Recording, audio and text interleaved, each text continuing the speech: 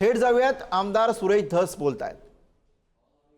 24 आणि 24-25 या 3 वर्षासाठी 1000 कोटी रुपयाची तरतूद करण्याची घोषणा केली. त्यानुसार कृषी विभागाने विद्यापीठातील तज्ञांच्या सहकार्याने मार्गदर्शक सूचना, काढणी पश्चात नुकसान टाळण्यासाठी साठवणूक सुविधा म्हणजे गोडाऊन वगैरे, साठवणूक सुविधा सायलो उपलब्ध करून देणे, नवीन तंत्रज्ञान शेतकऱ्यापर्यंत पोहोचविणे, दरातील चढ उतारापासून संरक्षण देण्यासाठी तारण योजने, शेतमाल तारण योजनेची सुविधा उपलब्ध करून देणे, विद्यापीठ शासकीय संस्था, शेतकरी उत्पादक कंपन्या यांच्या मार्फत बीज उत्पादनाच्या पायाभूत सुविधा उपलब्ध करून देणे, प्रक्रिया व साठवणूक सुविधा उपलब्ध करून देणे, शेतकरी उत्पादक कंपन्यांच्या मूल्य साखळी बळकटीकरणासाठी अनुदान देणे, शेतकरी उत्पादक कंपन्यांना वायदे बाजाराशी जोडणे, वखार महामंडळाशी म्हणजे मी मागा म्हणलं एकत्रित साठवणूक सुविधा निर्माण करणे, कारण दर कमी असताना खरोखरच साठवणूक जर केली तर त्याचा फायदा झाला असता. प्रक्रियाधारकांना योग्य दर्जाचा माल पुरविणे, प्रक्रियेमुळे मिळणाऱ्या मूल्यवर्धनाचा हिस्सा शेतकऱ्यांना मिळवून देणे हे या योजनेचे मुख्य उद्दिष्ट होते. उद्दिष्टाच्या बाबी कोणत्या कोणत्या ठरवल्या? पिकांची उत्पादकता वाढ व शेतकऱ्यांची क्षमता बांधणे, याच्यात प्रात्यक्षिक, शेती शाळा, प्रशिक्षण, प्रचित्र भेटी, प्रचार प्रसिद्धी. याच्यामध्ये कापूस 256 कोटी आणि सोयाबीन आणि अन्य तेलबिया 294 कोटी, असे 550 कोटी रुपये. आणि बियाणे साखळे बळकटीकरण हे फक्त कृषी विद्यापीठाला वगैरे देण्यासाठी कापसाला 15 लाख, सोयाबीनला 35 लाख, असे 35 कोटी, 35 लाख आलं, 15 कोटी आणि 35 कोटी असे 50 कोटी.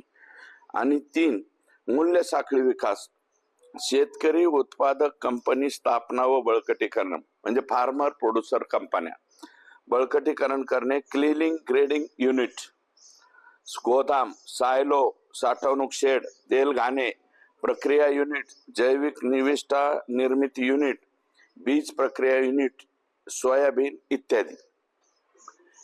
कापसाला 179 कोटी रुपये दिले आणि सोयाबीनला 221 कोटी रुपये, असे 400 कोटी, असे एकूण 1000 कोटी रुपये राज्य शासनाने मंजूर करून त्या ठिकाणी दिले. दिनांक 23 ऑक्टोबर, आता बघा याच्यामध्ये 23 ऑक्टोबर रोजीच्या शासन निर्णयानुसार कापूस पिकाच्या उत्पादकता वाढ व मूल्य साखळी विकासासाठी 238 कोटी आणि सोयाबीन आणि इतर तेलबियासाठी 281 कोटी, अशी 520 कोटी 86 लाख तरतूद 23 ऑक्टोबर 2023 लाच, तारखा लक्षात घ्या तुम्ही, 2023 लाच या ठिकाणी दिली. कृषी मंत्री श्री धनंजय मुंडे यांनी मूळ बाबी बदलून खरेदीद्वारे भ्रष्टाचार करण्यासाठी दिनांक 27 डिसेंबर 2023 रोजी अप्पर मुख्य सचिव श्री अनुप कुमार, आयुक्त प्रवीण गेडाम, प्रकल्प संचालक पोखरा परिमल सिंह, कृषी विभाग राज्यातील सर्व संचालक, कृषी सहसंचालक, कृषी विभागातील सहसचिव, उपसचिव व अवर सचिव श्री देवानंद दुधडे, उपमहाव्यवस्थापक MAIDC MCAER प्रतिनिधी कौसाडीकर यांची सह्याद्री अतिथीगृहावर सभा बोलवली, बैठक बोलवली व खर्च कृषी विभागाच्या अर्थसंकल्प व खर्चाबाबत चर्चा केली. या चर्चेत श्री दिलीप झेंडे यांनी कृषी मंत्री धनंजय मुंडे यांना आर्थिक लालच दाखवून मूळ बाबीला बगल देऊन nano urea, nano DAP, DSMS इत्यादी खरेदी करायच्या बाबीवर चर्चा घडवून आणली. सन 2022-23 मध्ये वर उल्लेख केलेल्या बाबी नव्हत्या, अगोदर तुमच्या लक्षात आला, त्यामुळे या बाबी नव्हत्या. त्यासाठी आयुक्त कृषी यांच्याकडून हा प्रस्ताव शासनाकडे पाठवला. कृषी मंत्री यांच्याशी संगनमत करून 8 फेब्रुवारी 2024 रोजी digital soil moisture sensor DSMS, nano urea, nano DAP, कापूस साठवणूक बॅग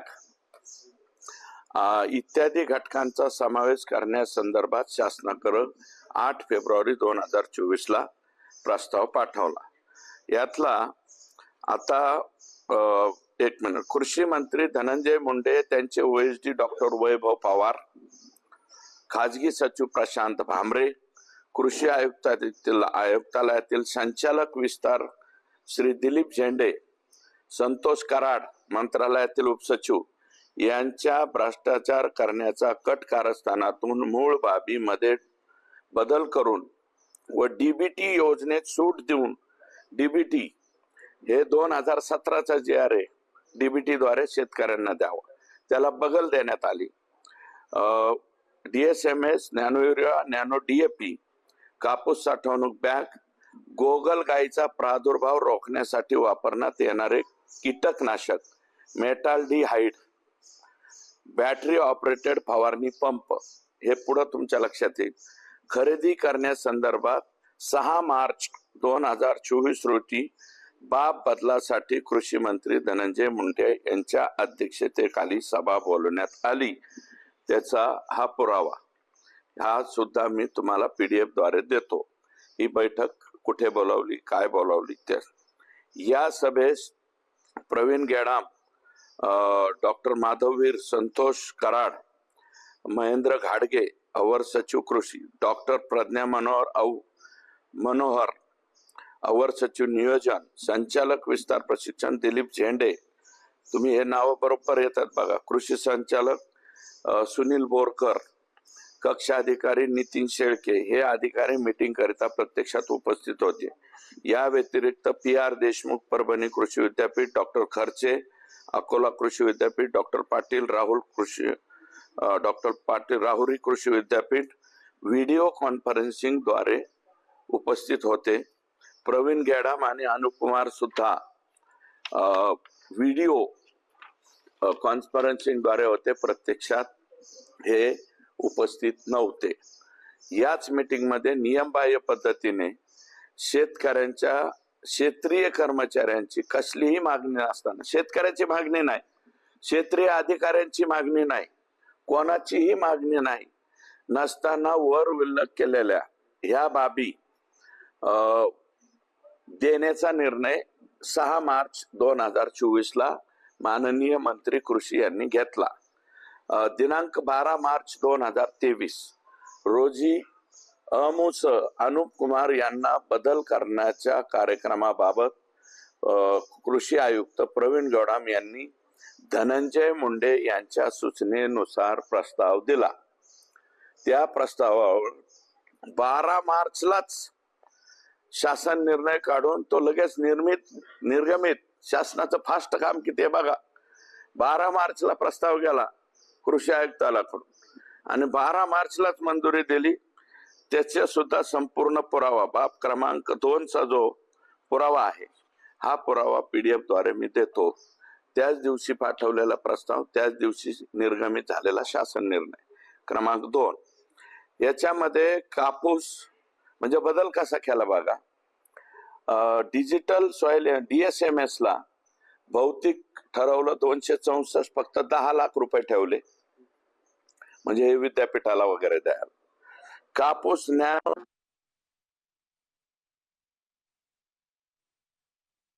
फुलोऱ्याची अवस्था हे कधी मार्च महिन्यात, सोयाबीन मार्च महिन्यात असते का, काय संबंध.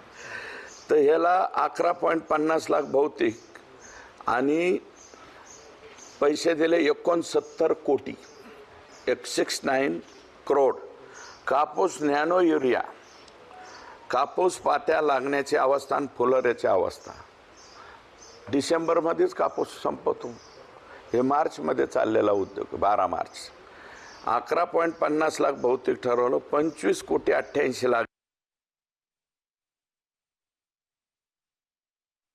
172 कोटी. आता ही 172 कोटी कशी फिरवली बघा, कुणीकडून कुणीकडे फिरवली. कापूस साठवणूक बॅग आणि संख्या 6,18,032. 77 कोटी 25 लाख, एकूण 172 कोटी 23 लाख हा आकडा या ठिकाणी बरोबर आणला. सोयाबीन आणि इतर तेलबिया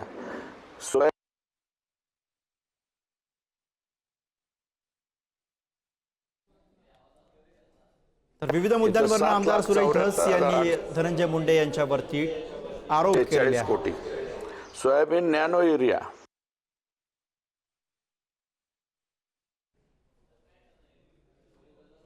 40 लाख. मेटाल्डिहाइड कीटकनाशक गोगलगाईचा प्रादुर्भाव रोखण्यासाठी. ॲक्च्युअल हे घेऊ नका असं सुनील केंद्रेकरांनी पत्र पाठवलं होतं, ते पुढं मी दाखवतो. तर